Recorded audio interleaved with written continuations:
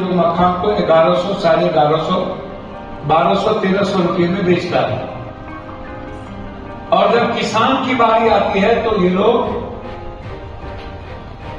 Rate को गिरा देता है। खरीदते कैसा है,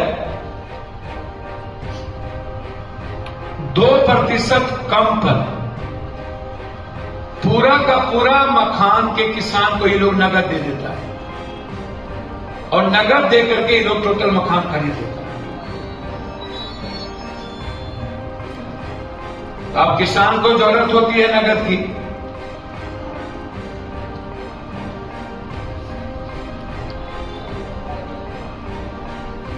तो ये लोग जो हैं कंप्लीट रूप से, मैंने गवर्नमेंट को भी चिट्ठी लिखा है इन बेईमान लोगों के खिलाफ।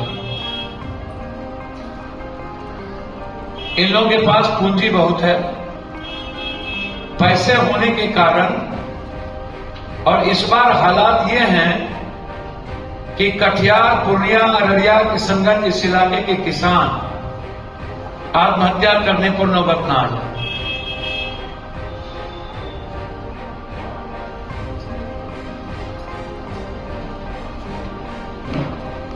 इसलिए हम इस मामले को सोमवार से शुक्रवार के बीच उठाएंगे भी, और हमारा अंतिम सांस तक लड़ाई होगी। जैसे मिनिमम ही क्विंटल 2100-2200 रुपया मिनिमम सपोर्ट प्राइस मक्का का बहुत गिरेगा तो वो 16-1700 से नीचे नहीं गिरेगा, 1800। लेकिन मखान को तो, मखान के किसान को तो हम लोगों ने जिंदगी ही कर रखी,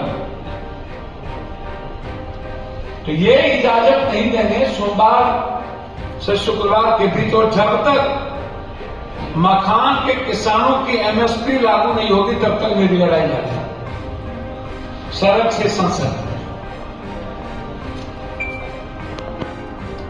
मखान और मक्का पर बेस इंडस्ट्री, कल भी हमने चिराग पासवान जी से,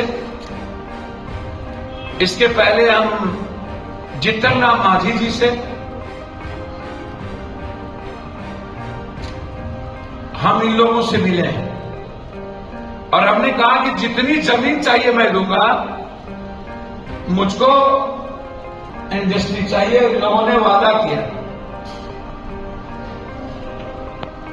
हमने आईआईटी के लिए, आईआईएम के लिए भी हम मांझी जी से हमने कहा कि एक दक्षिण बिहार में गया, एक उत्तर बिहार में पूर्णिया आईआईटी हब बने। एजुकेशन के डिस्कशन के दिन भी दोनों, शिक्षा मंत्री और मांझी जी दोनों थे। तो हमारी दृढ़ दृष्टि,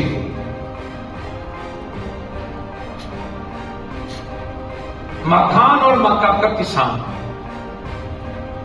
और ये मेरे लिए चैलेंज है।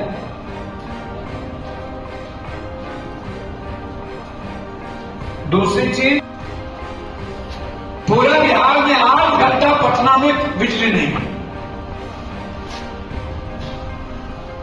आज से 20 साल पहले बिजली सेक्रेटरी के द्वारा बिजली को बेचने की शुरुआत बना के एक बड़े व्यापारियों से हुआ।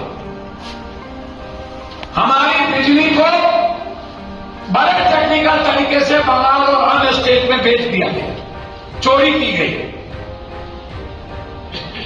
और पूर्णिया टाउन को चाहिए 70 और पूर्णिया जिला को चाहिए 365। तो हमारी लगातार एमडी से, नॉर्थ एमडी, सीएमडी से, उसमें 70 मैंने पूर्णिया टाउन के लिए ले ली।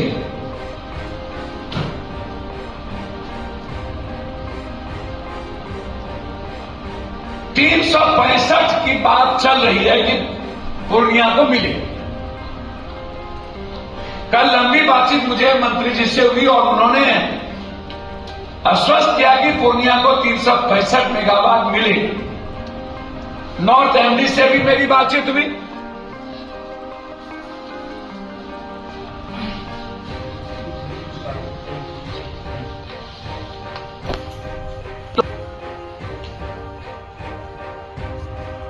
बिजली का प्रॉब्लम दो है। एक है बिजली का उत्पादन जितना चाहिए उतना नहीं मिला और इसको बेच दिया जाता है बाहर। और दूसरा है कि जो केबल जो तार लगना था, आंधी तूफान के चलते जब पोल बिजली गिर जाती है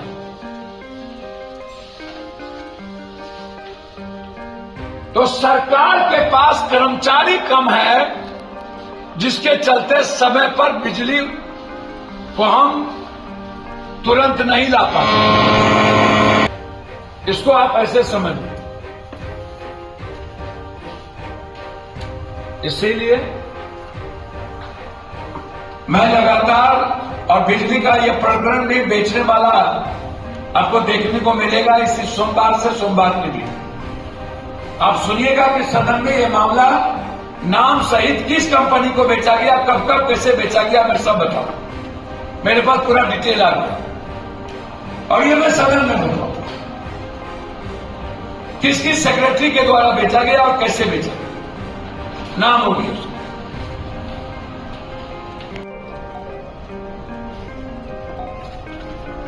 मेरा सीधा सवाल है कि अपराध को बढ़ावा कौन देगा?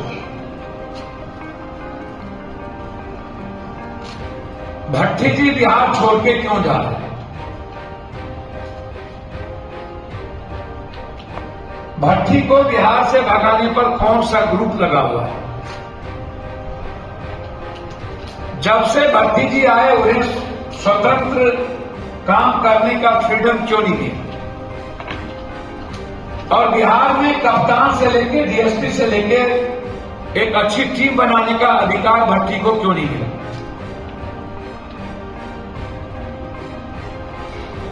कौन है इसके पीछे?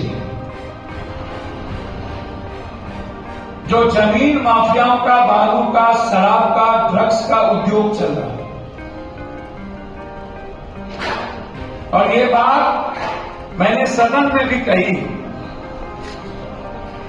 White sugar, brown sugar, solution, इसका बड़े व्यापक पैमाने पर बिहार में धंधा है। तेलंगाना में केक में गांजा मिला करके फैक्ट्री और 80% लगभग मिजोरम में एड्स और HIV के शिकार हो गए हैं यूथ। 80-70% सिर्फ ड्रग्स के कारण, सिर्फ ड्रग्स के कारण। यह जानिए।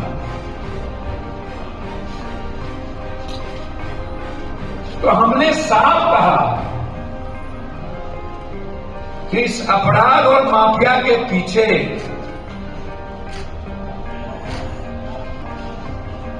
किसकी भूमिका?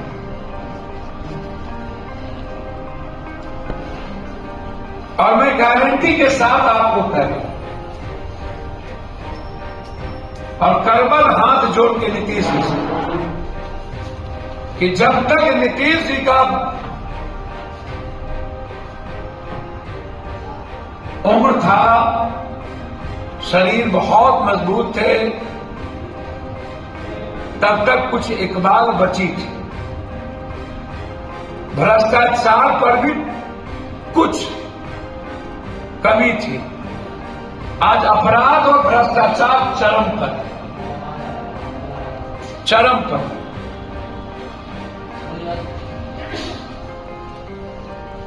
चरम मतलब चरम।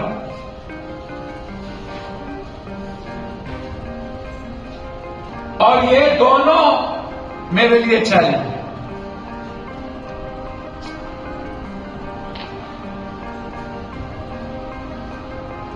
3 महीने के अंदर अपराध की संलिप्तता का हम पीत पत्र लाए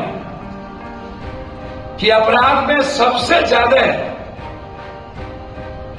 नेता, थानेदार, पदाधिकारी की संलिप्तता है। नेक्स्ट और सबसे ज्यादा मर्डर जमीन माफियाओं के कारण हो, सबसे ज्यादा बिहार में। मतलब एक जाल फैला हुआ है जमीन माफिया हर शहर में। जैसे पूर्णिया में 20-25 जमीन माफिया हैं बड़े लेवल पर, 60-70 है मिडिल क्लास में।